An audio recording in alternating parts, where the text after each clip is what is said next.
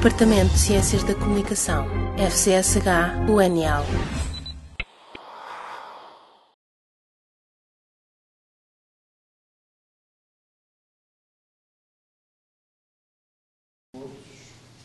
E começamos o segundo dia com a comunicação da EMEGIL, Imagens em Sofrimento, Ortografia Científica, ao Biopic.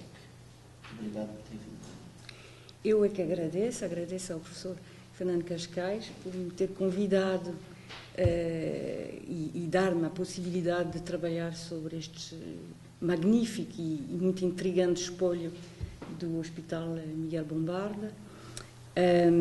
Queria também só mencionar que eu modifiquei o título e também o conteúdo um bocadinho, porque achei que este conteúdo que eu vou apresentar agora está mais adequado ao assunto. E, portanto, eu vou falar um pouco, é realmente uma introdução sobre a representação do sofrimento na fotografia e na imagem, mas mais na fotografia, e depois irei acabar sobre a questão do cinema. E chamei, portanto, a esta comunicação a imagem em sofrimento, porque a imagem em sofrimento tem dois sentidos. No fundo, quer dizer que se trata também da imagem do sofrimento e o segundo sentido é um sentido mais abstrato que tem a ver com a imagem está em sofrimento, e aqui a imagem está em sofrimento, a própria imagem, porque, como Didier Huberman desenvolveu no seu ensaio A Imagem Aberta, é uma imagem aberta que permite ao espectador de projetar os seus próprios afetos. É uma imagem que permite a interpretação e é uma imagem que permite uma experiência interior, portanto, é uma relação entre a imagem e o espectador, em dois sentidos. É uma espécie de revelação.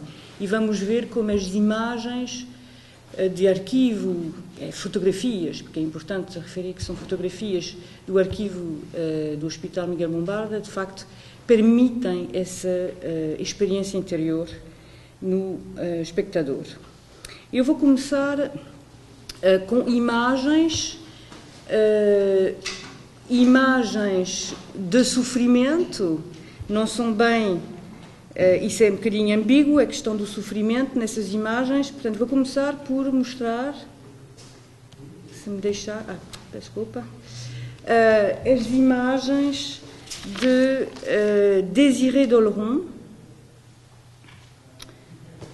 que é uma fotógrafa que foi à Índia, à Malásia, à Tailândia, e ela fez, portanto, uma documentação, mas vai muito além da documentação, porque há muito cuidado estético, sobre os rituais religiosos.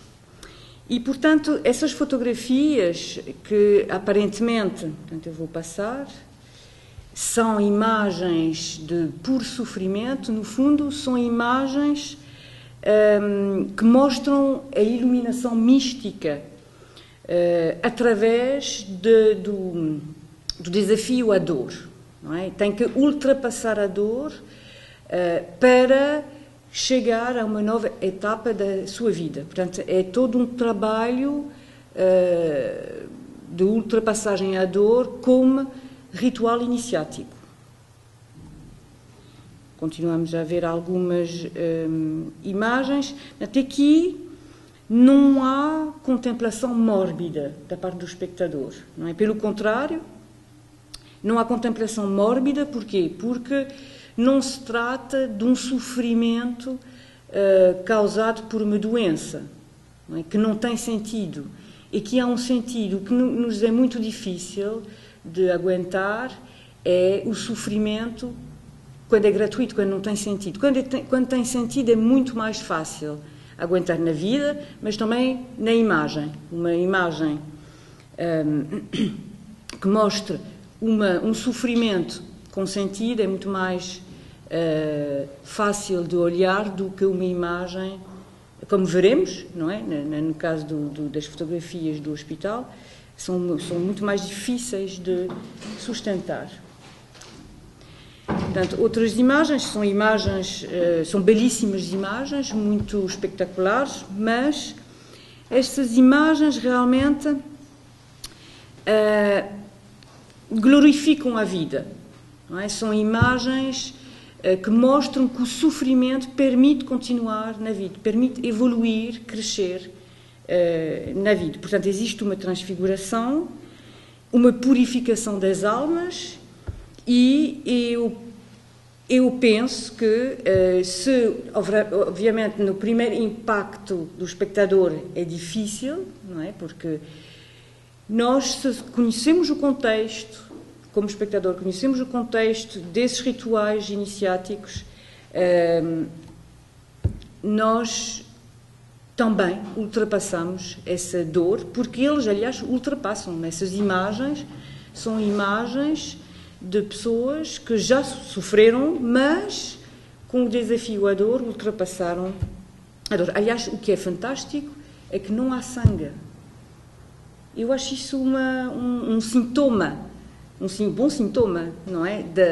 De uma reflexão sobre a dor. Não é? Como é que, ao furar a pele, se nós nos cortamos, logo vai cair dor. Mas no ritual iniciático, portanto, há realmente toda uma relação entre o corpo e a mente que são interligados. Portanto, vimos, a maior parte das imagens eram imagens de rosto. O rosto, obviamente que o rosto é o lugar da expressão do eu, não é? Portanto, da identidade, da individualidade, mas também é a máscara que nós podemos vestir ou carregar, a persona. Essa questão da persona ou da máscara também é importante. Aliás, tudo o que eu estou a apresentar que não tem nada a ver com o arquivo vai ter depois um relacionamento com as imagens do arquivo. Portanto, o rosto também, normalmente, não é o lugar da inscrição do tempo.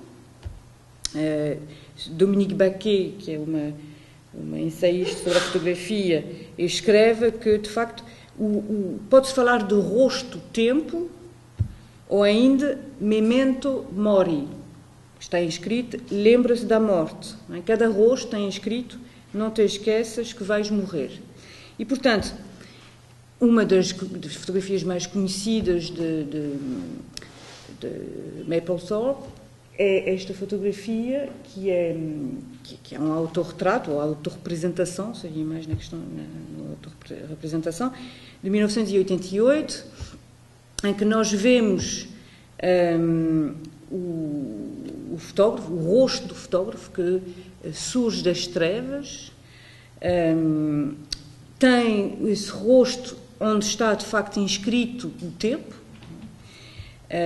que já tem uma certa idade, já está muito doente, vai morrer, e tem uma bengala caveira que faz eco com o seu rosto, o rosto já que anuncia a morte.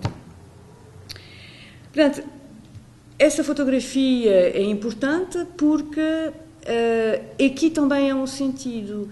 O fotógrafo vai tentar subliminar a ideia da morte através da fotografia. Portanto, dar um sentido, não é? Transformar a ideia da morte pela doença, que não tem sentido em si, através da fotografia e, portanto, afastar-se da agonia, não é? Da agonia real. Eu vou agora passar às imagens que são aterradoras. Fiquei, como é que se diz? Em inglês seria haunted. Como é que se diz em português? Não é apavorada, é ficaram em mim durante dias. Possuída, sim, mas enfim, no sentido de assombrada, mas assombrada, inquietada, enfim, por essas imagens dos doentes do arquivo do Hospital Miguel Bombarda. Portanto, eu tenho essas imagens e vou fazer uma leitura, vou tentar fazer uma leitura estética, uma introdução, porque é tão rico que, de facto, merecia um estudo muito mais aprofundado. É só uma primeira leitura estética, não é científica, porque não é a minha área, para tentar compreender um bocadinho essas fotografias, a forma que foi dada a essas imagens de pessoas que têm um drama interior. E, portanto,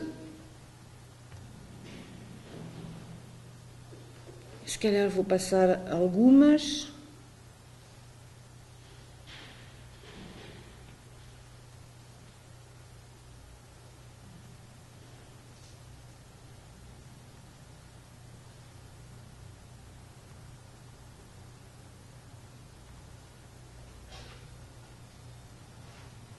Pronto. O que eu reparei nessas imagens é que, de facto, existem, portanto, além de ser como é que se diz, baseado no Bertillonage, portanto, frontal, perfil, existe também, portanto, vários tipos de planos, no sentido plano da imagem, não é? Mais aproximado e mais longínquos. Portanto, temos aqui retratos de rosto mais aproximados e todas as imagens, desde das imagens de rosto até as imagens de corpo, têm imensas tensões. Não é? São imagens, e é por isso que eu acho que ficam, quando mergulhamos nestas imagens, ficamos assim também com uma tensão ativa, porque trata-se de fotografias documentais de pessoas, não é? Estamos perante uma realidade, a realidade do isto foi de Barthes, enfim, não é? Portanto, nós sabemos que isso aconteceu. E, portanto, temos vários tipos de planos mais aproximados, depois temos em plano médio, até que vou mostrar algumas imagens, e depois de corpo inteiro. Aqui, por acaso, este está vestido, mas as imagens que me chegaram são imagens de corpos, praticamente todos são nus, o que iremos falar sobre isso. Cria também uma tensão muito forte. Portanto, o que nós olhamos, ou quando olhamos para essas imagens, de facto, nenhum rosto está pacífico perante a câmara. Ou há uma atitude defensiva, ou há uma atitude de desespero, ou uma atitude ambígua, não sabemos se é agressivo, se é defensivo, se é... Bom, ele tem uma deformação corporal, mas mesmo assim o olhar, há sempre muita tensão, não é? E nós, espectador, quer dizer, eu penso que todos nós, espectadores, quando nos deixamos levar pelas imagens, de facto, nós fazemos essa experiência interior da imagem, que ela penetra em nós, não é? E nós percebemos que há lá qualquer coisa de muito profundo, não é? Não são imagens superficiais, são imagens que mostram uma profundidade existencial dramática. E, portanto, há também, da parte dos retratados, se calhar é porque justamente há uma perda de consciência com a realidade, há também uma total, pode haver, em certos casos, uma total recusa de seguir as regras de poses fotográficas. Temos que nos sentar, olhar para a câmara direitinho, não é? Portanto, alguns recusam completamente. Não sei se, por acaso, acho que esqueci-me de uma imagem em que de facto, nós vemos uma mulher parece que não consegue olhar para a câmara. Não é? Ou esses casos que são não é? Que parecem, faz-me lembrar uma imagem de Noite e Nevoeiro, de René, em que a uma determinada altura nós, portanto, vamos atravessar os documentos dos campos de concentração e da fotografia médica sobre as experiências que os nazis faziam sobre as pessoas, e René mostra uma imagem de uma pessoa que está assim, com os olhos desorbitados, não é? E ele coloca a questão, mas será que essa imagem, esse homem não acredita o que vê, ou está... A realidade é demasiado surreal para ser a verdade. Portanto, fez-me lembrar isso, queria mostrar, mas peço desculpa, não encontrei essa imagem do René, mas realmente há essa tensão de não acredito, não é?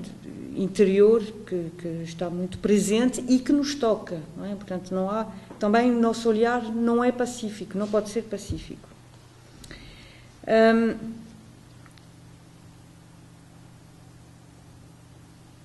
Passando, portanto, aqui nós temos, não é plano médio, enfim, é entre o plano médio e o plano aproximado. Passamos para imagens onde nós vemos uma parte do tronco. Esta imagem achei uma imagem extraordinária, não é? Merecia, não vou analisar ou tentar, porque não há tempo, mas de facto é uma imagem sobre a qual gostaria de voltar, porque mesmo esteticamente é uma imagem muito rica. Mas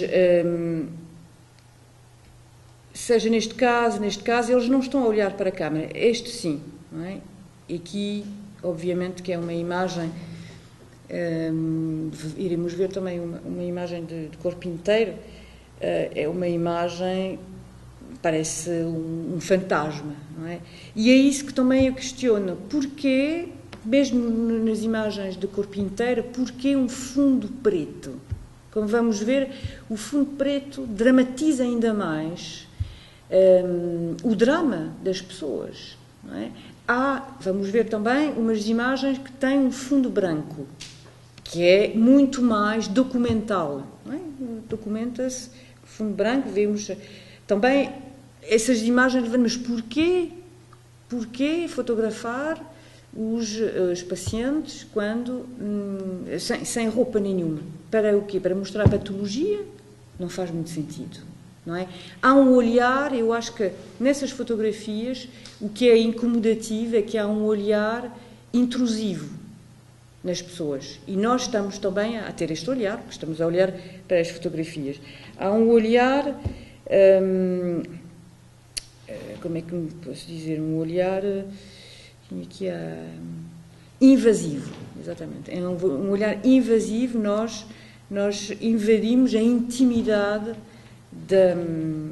da pessoa, tal como essa pessoa foi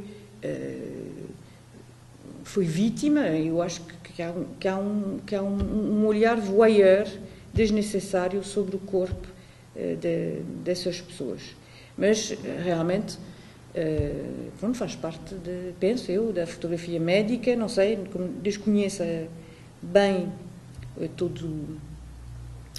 a documentação tradicional da fotografia médica, mas desconfio que hoje não se faz mais nisso. Isso não é... Pronto, portanto, eu queria também... Portanto, aqui queria-vos mostrar esta imagem, que é também uma imagem muito interessante, e por acaso, quando eu vi esta imagem, lembrei-me de uma artista, fotógrafa e pintora inglesa, que se chama Jenny Savia, e é curioso como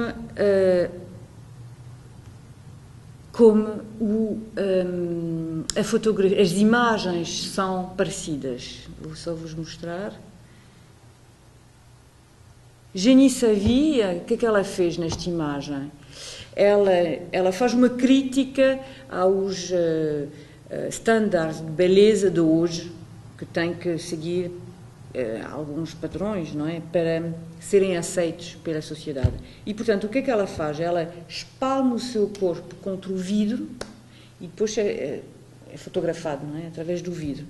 E, portanto, aqui também eu acho que dá a sensação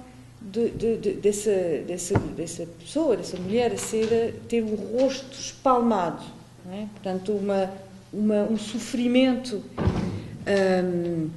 muito grande. Aliás, vamos ver o corpo dela em corpo inteiro, que mostra bem esse sofrimento interior. Pronto, aqui começamos na série das imagens em que nós sentimos perfeitamente o desajustamento dos corpos com a realidade. Não é? Eles têm uma postura completamente unheimlich, quer dizer, não é? São de estranheza inquietante, porque não, quer dizer, nós não vemos, na realidade, pessoas que não são posturas socialmente aceitas. E, portanto, nós vemos que os corpos aqui, eu mostrei uma série de perfis.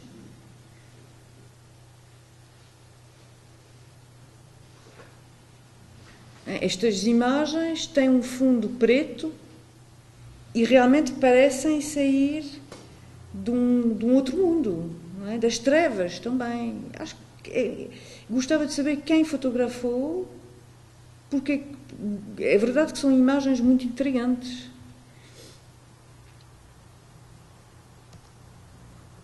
Portanto, nós percebemos que são corpos muito desajustados, muito, que exprimem a dor interior. É através do exterior do corpo que se exprime todo o seu drama interior.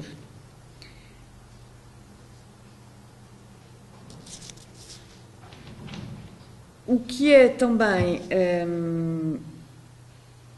portanto, o que é também interessante é que, de facto, e não é só por causa do bertillonage e do facto de serem séries iguais, é por causa das próprias representações, dos próprios corpos, é que nós, espectadores ou leitores de imagens, eu acho que sentimos uma grande angústia psicológica perante essas imagens, porque nós sabemos que essas pessoas não têm máscaras, não podem ter personas, não sabem o que é. Penso a maior parte, não é, dessas. Portanto, o que nós vemos é o que o que elas são. Não há a verdade delas está aqui, está registada na imagem. E, portanto, não há sorrisinho, não há poses, não há artificialidade. Aqui achei a imagem interessante, porque aqui nós estamos a passar para uma série de imagens frontais, nós vemos o dispositivo, não é? E aqui temos um fundo branco. Portanto, porque às vezes fundos brancos...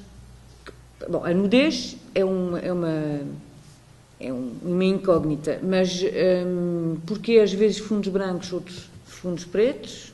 Portanto, vamos ver que todos os corpos não se conseguem manter direitos, estão sempre... Não é? Há sempre um desajuste, assim, continuamos com a iluminação também é muito interessante, merecia de ser estudada, porque, de facto, às vezes nós temos uma iluminação que é típica da iluminação de estúdio de retrato e outras vezes são iluminações que, por exemplo, quando há fundos pretos, São iluminações que criam um claro-escuro que dramatizam, não é? E é curioso. Portanto, são imagens dos corpos sempre desajustados.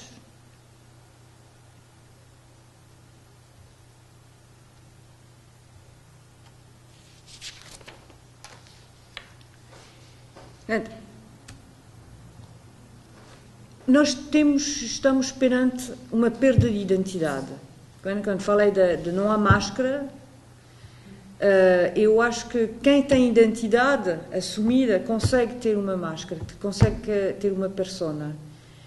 Essas pessoas, parece que a identidade está onde? Onde é que está a identidade delas? É estranho, não é? E aí é essa sensação que eu tive. Por causa do sofrimento interior. Nós não sabemos se elas sofriam, mas eu acho que quando olhamos para essas imagens, nós sofremos por elas, de qualquer modo. E nesse sentido é que a percepção dessas imagens é uma experiência interior. Eu acho que é mesmo essa ligação às imagens.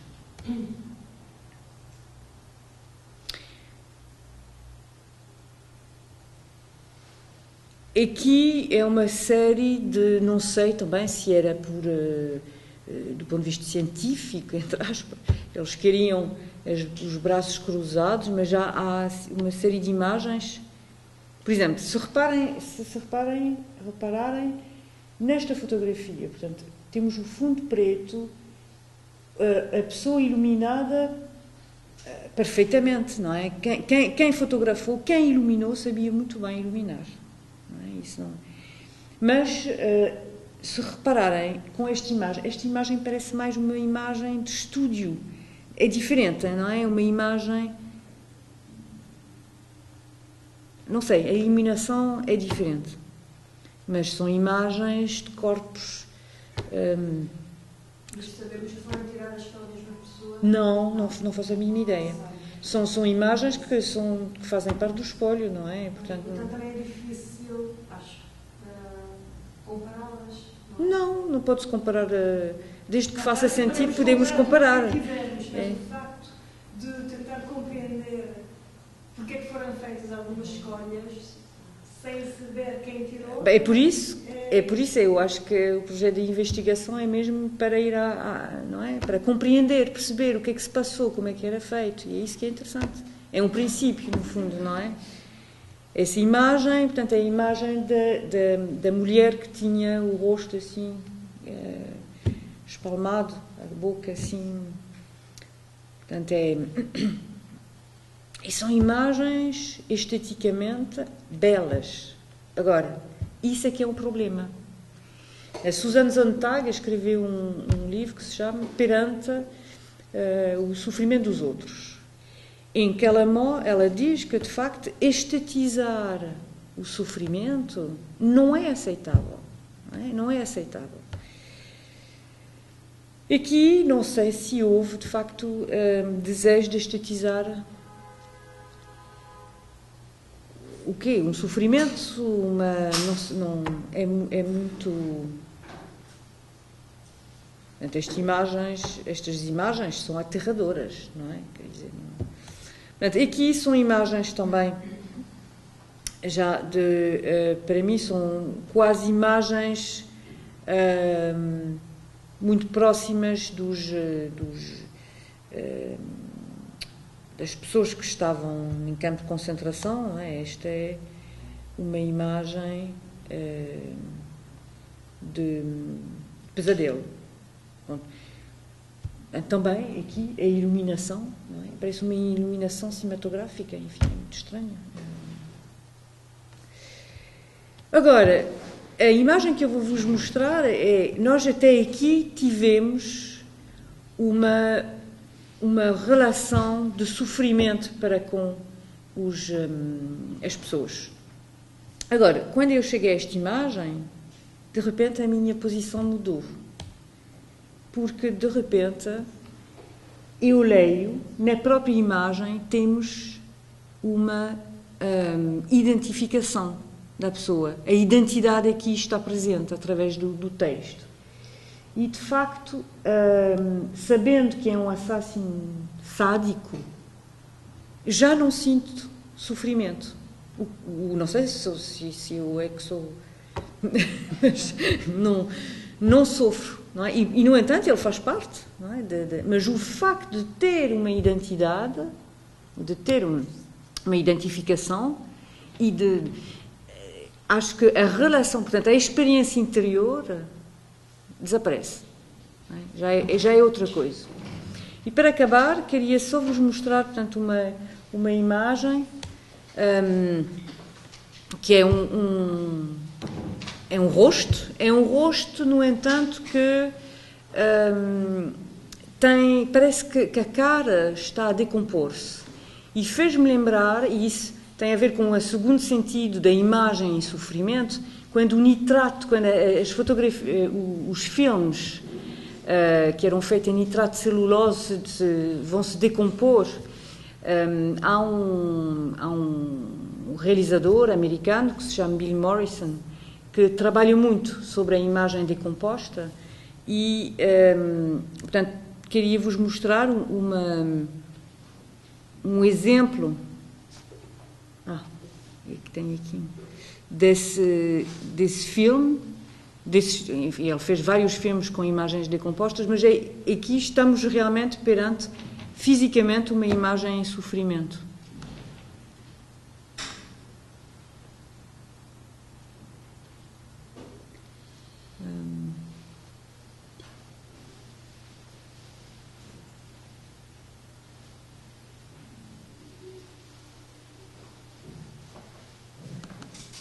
Portanto, eu vou ter que passar...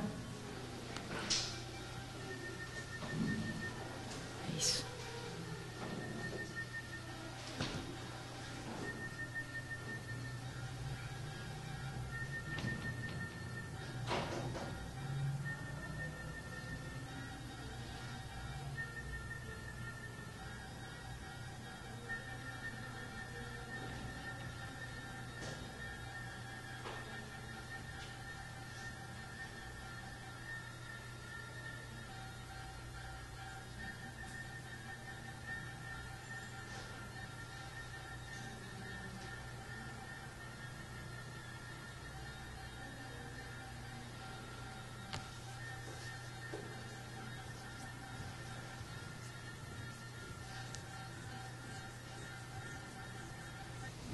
Tá. Muito obrigada. Obrigado, Inês.